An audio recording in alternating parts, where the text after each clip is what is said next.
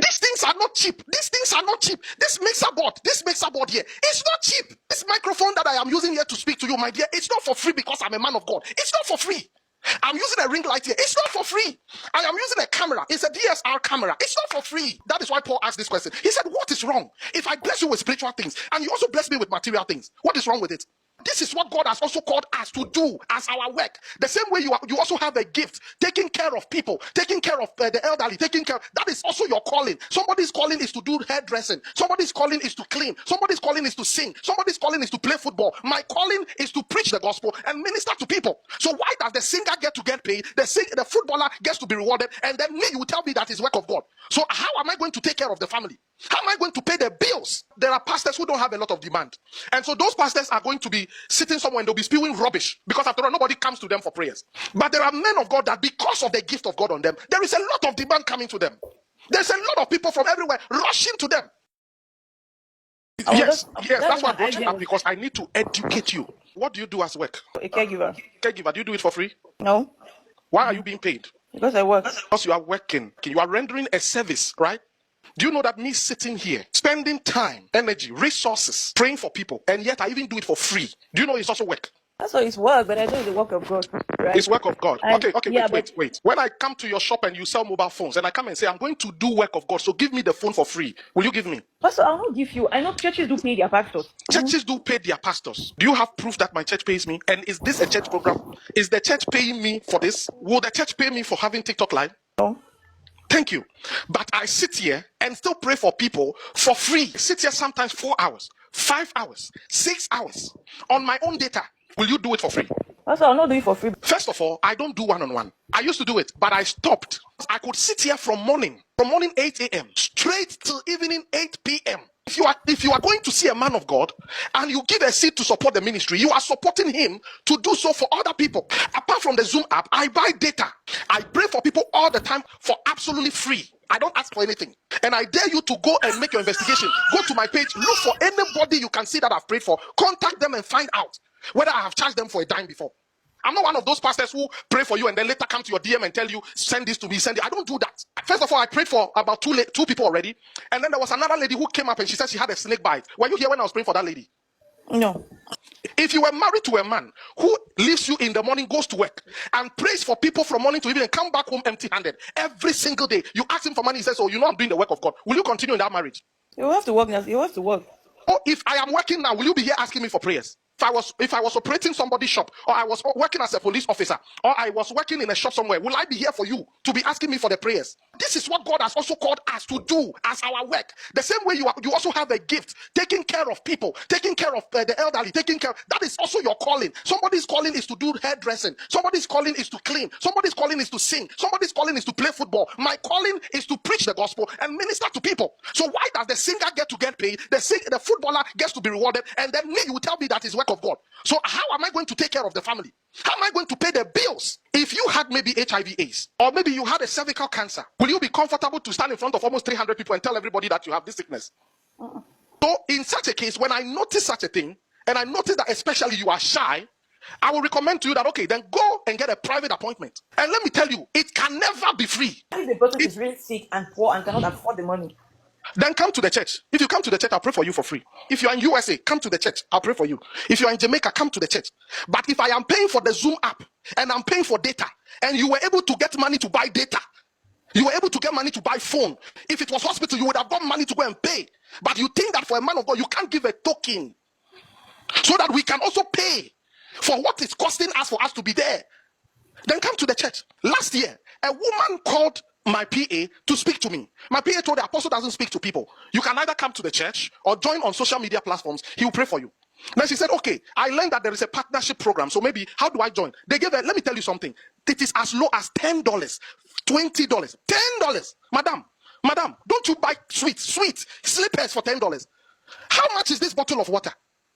How much is this bottle of water? And the woman said, no. Do you know this woman flew from US, paid for her tickets, paid for a hotel in order to come and see me so that I'll pray for her for free?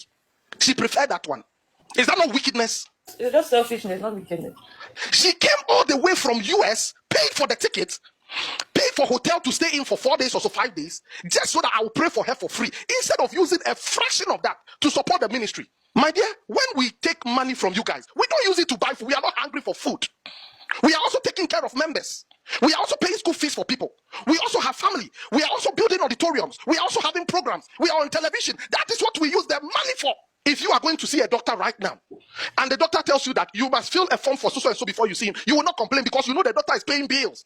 But you forget that we are also praying for you, even though the prayer is free.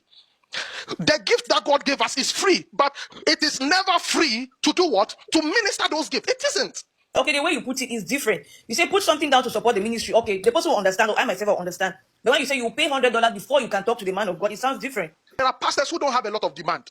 And so those pastors are going to be sitting somewhere and they'll be spewing rubbish. Because after all, nobody comes to them for prayers. Because they have nothing to offer. But there are men of God that because of the gift of God on them, there is a lot of demand coming to them. There's a lot of people from everywhere rushing to them. These things are not cheap. These things are not cheap. This mixer board here, it's not cheap. It's not cheap.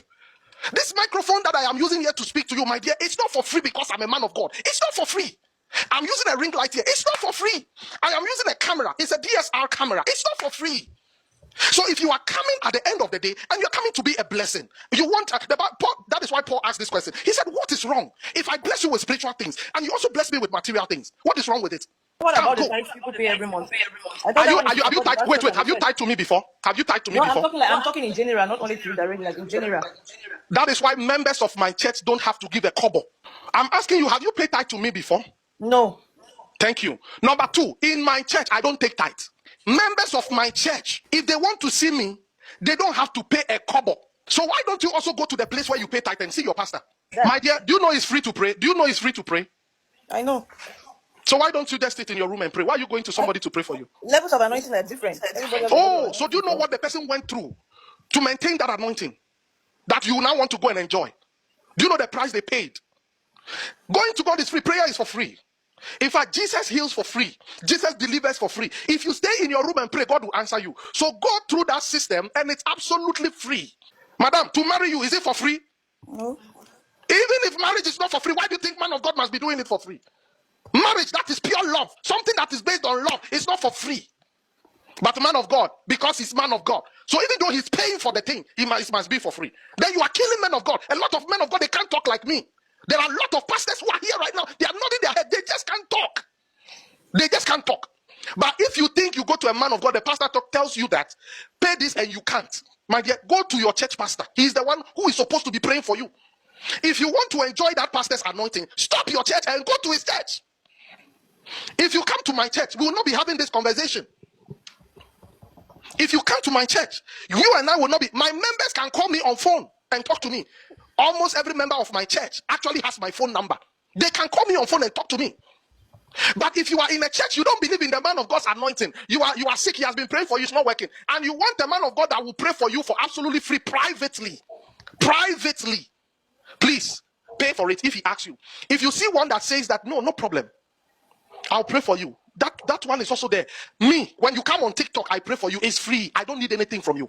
If I pick you up on Zoom, it's for free. I don't need anything. If I pick you up on Facebook and I pray for you, it's free. I don't need anything. If you come to church and I pray for you, it's free. I don't need anything. But if you want my time privately, I don't do it. That one, even you can report me to Jesus himself. Because it costs me money. It costs me a lot of money to do that. And I also got bills to pay. If you want to see me in the office, I will have to drive from my house on fuel to the church. And the fuel is not for free.